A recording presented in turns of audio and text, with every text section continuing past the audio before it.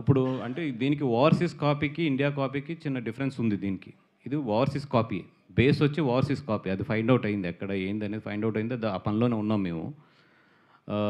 100% overseas copy నుంచి వచ్చింది. అయితే ఏంటంటే ఇప్పుడు చేసినోళ్ళది ఒక నేరం అయితే దాన్ని రొటేట్ చేస్తున్నా లేదా డౌన్లోడ్ చేసినా కూడా ఇట్స్ క్రిమినల్ కేస్ అది మన లా ప్రకారం.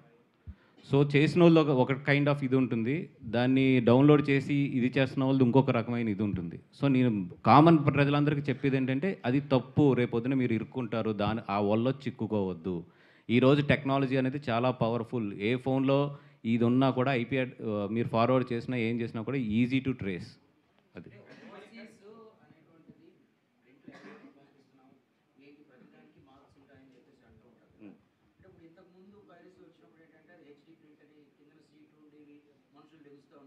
ఇప్పుడు ఈ తండేలు అనేటువంటి సినిమాకు మాత్రం చక్కగా మొత్తం ఆడియోతో సహా పర్ఫెక్ట్గా తీసినట్టు చెప్తా ఉన్నారు.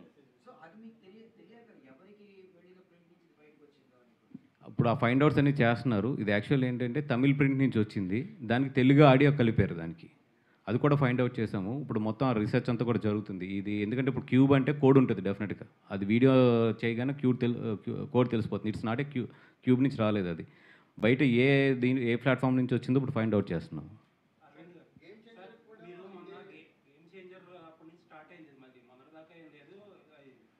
మేజర్గా ప్రాబ్లం ఏంటంటే ఇప్పుడు రామ్ చరణ్ గారు గేమ్ చేంజర్ రిలీజ్ అయినప్పుడు అరవింద్ గారికి పట్టదు. అరవింద్ గారు తండేల్కి రిలీజ్ అయినప్పుడు రామ్ చరణ్ రాజు గారికి పట్టదు. ఇండస్ట్రీలో మళ్ళీ మనకి యూనిటీ లేకుండా ఎప్పుడు ఏదైనా ప్రాబ్లం వస్తే ప్రొడ్యూసర్లు కానీ హీరోలు కానీ అప్పటికప్పుడు తంటాలు పడడం, తర్వాత ఆడ సినిమా అయిపోయాక అక్కడితో అయిపోతుంది. ఒక కామన్ ప్లాట్ఫామ్లో అందరూ వచ్చి ఒకరికొకరు హెల్ప్ చేసుకుని చేస్తే ఇంతవరకు రాదు కదా. యాక్చువల్గా అలాగా అనుకుని అప్పుడు ఇక్కడ సెల్ పెట్టామండి. అందరం కలిపే ఆ సెల్ పెట్టాము. ఈ మధ్య ఆ సెల్కి కొద్దిగా సపోర్ట్ తక్కువైంది, ఎందుకంటే పైరసీ పోవడం వల్ల. బట్ నేను మట్టుకు అన్ని సినిమాలకి కన్సిస్టెంట్గా డబ్బు కడుతూనే వచ్చాను ఇక్కడ. కొంతమంది ఏంటి పైరసీ లేదు కదా ఈ డబ్బులు ఇక్కడ కట్టడం ఎందుకులే అని కొంతమంది వదిలేస్తున్నారు. నా రిక్వెస్ట్ ఏంటంటే ఆ సెల్ బలంగా ఉండాలంటే మనం అందరం వస్తుంది అనుకునే డబ్బు పే చేయాలి. ఇందులో పైరసీ వస్తుంది రాబోతుంది అనుకునే పే చేయాలి. అందుకని ఈ సెల్ని ఇంకా స్ట్రాంగ్ చేయాలండి. మీరు అన్న ప్రకారం నేను ఈ సెల్ని స్ట్రాంగ్ చేయాలని అనుకుంటున్నాను.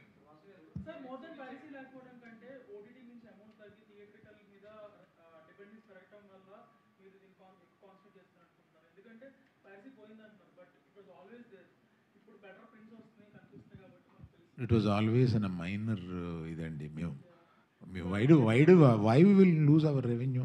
అది ఎక్కువ ఉంటే ఊరుకోండి. లేదు సార్, దీనికి సంబంధం లేదు.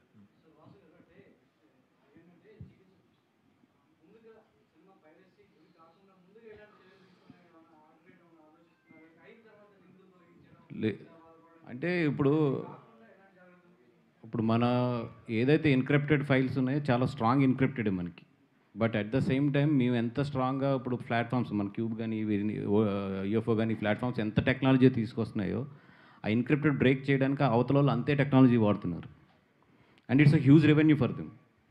సో అందుకని మనం ఎంత టెక్నాలజీ వెళ్తున్నా కూడా ఒక స్టెప్ ఎదురే ఉంటున్నారు. మధ్యలో బాగా కంట్రోల్ అయింది, ఇప్పుడు మళ్ళీ లూజ్ అయింది. So again all the producers in India we have to SIT and think on this again.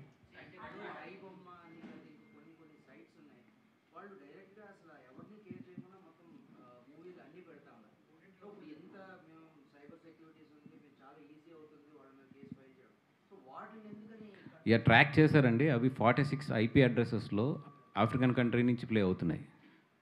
So మన ఇండియాకి ఏంటంటే కొన్ని కంట్రీస్తోనే లింక్ ఉంది. వాళ్ళు చాలా తెలివిగా ఏంటంటే మనకి ఎక్కడెక్కడ పోతే మనకి సైబర్ సపోర్ట్ ఉండదో ఆ కంట్రీస్ నుంచి లాంచ్ చేస్తున్నారు. ఇవన్నీ ఇండియన్ కంట్రీస్ నుంచి లాంచ్ చేయట్లేదు. ఇండియన్ కంట్రీస్ నుంచి లాంచ్ చేస్తే మనకి ప్రొడ్యూసర్స్కి 1 అవరే ఐఎస్పీ బ్లాక్ చేయడానికి. బట్ ఇవన్నీ ఏంటంటే ఫారిన్ కంట్రీస్ నుంచి. ఇప్పుడు అది కూడా ఐఎస్పీ ఇండియా బ్లాక్ చేసింది చాలా. ఇప్పుడు ఐబొమ్మను కూడా నిన్న 3 సార్లు బ్లాక్ చేసాం. వాడు ఇమ్మీడియట్లీ జస్ట్ దాంట్లో ఒక నెంబర్ మార్చుకుంటే వాడు మళ్ళీ ఇంకొక ఐపీ నుంచి వాడు చేయొచ్చు.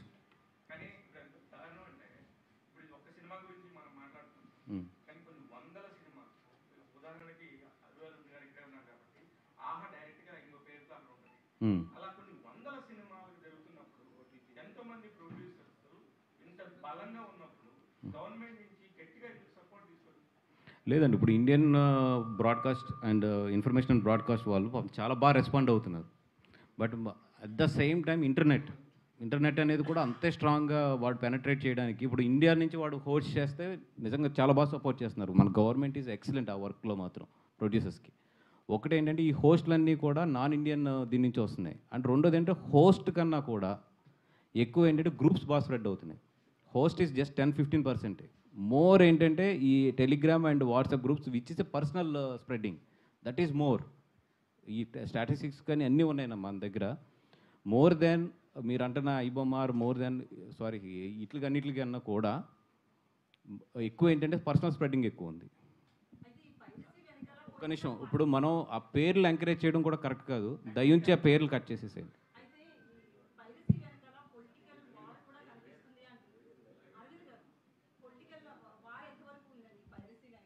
లేదండి, నాకు తెలిసి లేదు.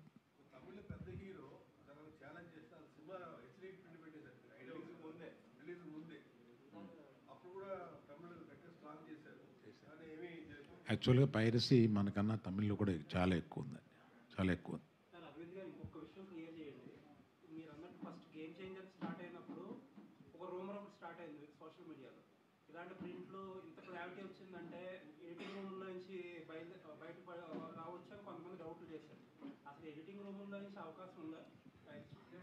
లేదండి, ఎడిటింగ్ రూమ్ నుంచి ఇంత క్లారిటీ ప్రింట్లు రావు. ఎందుకంటే అక్కడ stereo sound sync and video సింక్లు ఇంత క్లారిటీలు ఉండవు. ఎడిటింగ్ రూమ్లో ఎప్పుడు లో రెజల్యూషన్ ఫైల్సే ఉంటాయి మొత్తం. గీతా గోవిందం ఎడిటింగ్ రూమ్ నుంచే వచ్చిందండి. యా, ట్యాక్సీ వాళ్ళ కూడా ఎడిటింగ్ రూమ్ నుంచే సేమ్ వచ్చింది. హార్డ్ డిస్క్ నుంచి ఒక హార్డ్ డిస్క్ నుంచి. అంటే ఈ రెండు మా ఎడిటింగ్ రూమ్ నుంచే వచ్చినాయి.